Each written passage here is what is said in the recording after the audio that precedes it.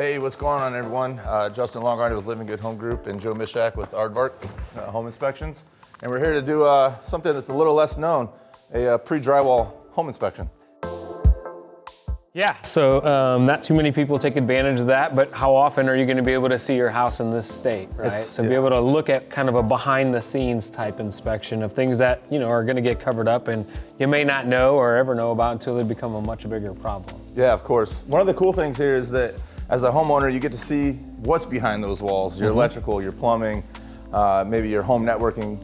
You get a chance to see all of that stuff before it gets covered up.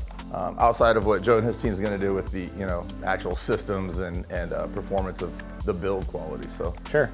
So yeah, so some of the things that we're looking for, obviously, is to make sure that our trusses are in good shape, everything lines up to where it's supposed to be, nothing is broken. Part of it also is taking a look at this ductwork that runs through the attic, making sure that it's strapped properly, sealed properly, and nothing is getting pinched off. Some of the things that you're talking about that we may not be looking for, but you can as a homeowner as we come through, is like your networking. Hey, you might want a TV here or whatever the case might be. It's a great opportunity to look around and say, hey, wait a minute, where are we gonna put our TV? Where do we need an extra outlet? Where do we need our networking to, bring all this stuff back together? Because it's things that you don't necessarily think about when you're building, but when it starts taking shape like it does today, obviously it makes a little more sense. Yep. So yeah, another thing about, with plumbing, people may not know, but this is a mess here. What happens if, homeowner wants to come in and maybe hang a picture or something up? Yeah. So we have guards in place, obviously these metal guards here stop something from like that happening. And then also when we're hanging our drywall, we're ensuring that we're not going to puncture a line that we may not know about till after it's done, or a slow leak or something like that. But again, also it's interesting to see how this all goes together. Absolutely. You're gonna live here the rest of your life. So it's neat to just kind of see what's what.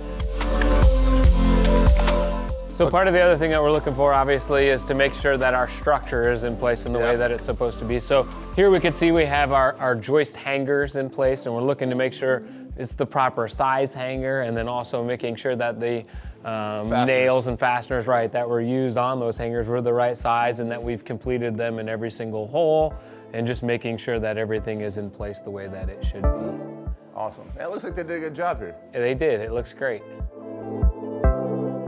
Cool. Hey, Joe, what can you tell me about these bolts? Sure. Along here, it looks like they're sealed. Exterior walls, right. We want to make sure we have our proper anchor bolts in place to make sure that this wall is secured down to our slab. Okay. And then also, if you see the sill plate that runs along the base there, they're sealing that. They'll glue it down. Sometimes they'll put an insulation between there, and then caulk the interior of it, which helps with airflow, draft, that kind of thing. Okay. They also, depending on where they put the electrical line inside the wall, we'll use a gusset plate here too. Nail plates. Nail plates to stop anything from penetrating those walls as they go through. Okay, awesome. I just had a buyer who's like, hey, Justin, I messed up. Hung a picture up and now I can't get my my door open. Pocket doors, some people not paying attention to how the pocket doors are being framed. Yeah, which is neat because you can see these are coming together. And I mean, really, when you talk about it, this is a very unique house. We have them here, we have some over there, and then we have a really cool 90-degree one there on the entryway at the office, which is going to look super cool. Yep. All right, here we are in the bathroom. I wanted to point this out real quick. Look at this snake of electrical line. Joe, can you tell me why that is there? Yeah, so an electrician doesn't know exactly where the lights may line up, and the last thing we want to do is have to cut that line and try to put a bunch of junction boxes in the wall. So they just found it's a lot easier to string a bunch of line in there. We can pull it out and we can put the lights wherever we need to and line them up properly from there. Little foresight, that's correct, yeah.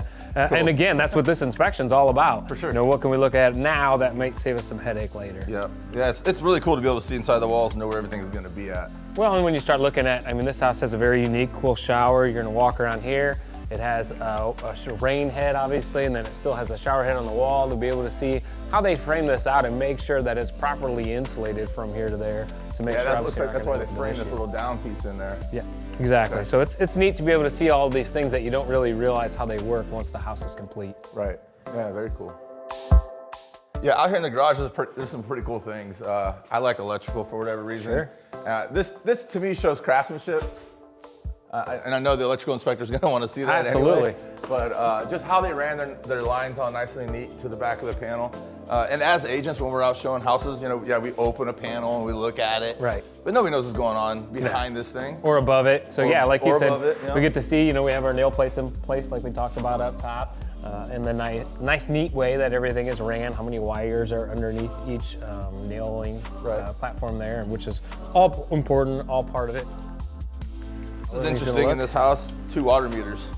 So obviously probably sprinkler system, I would guess. Yep, so they don't have to pay for sewer bill. Yeah, so that's a good thing that you talk about before you get to this point. Yes. But yeah, absolutely. You know, you have 1 water meter where you get charged for sewage, and 1 is just for lawn surface sprinkling or whatever the case may be. Again, foresight.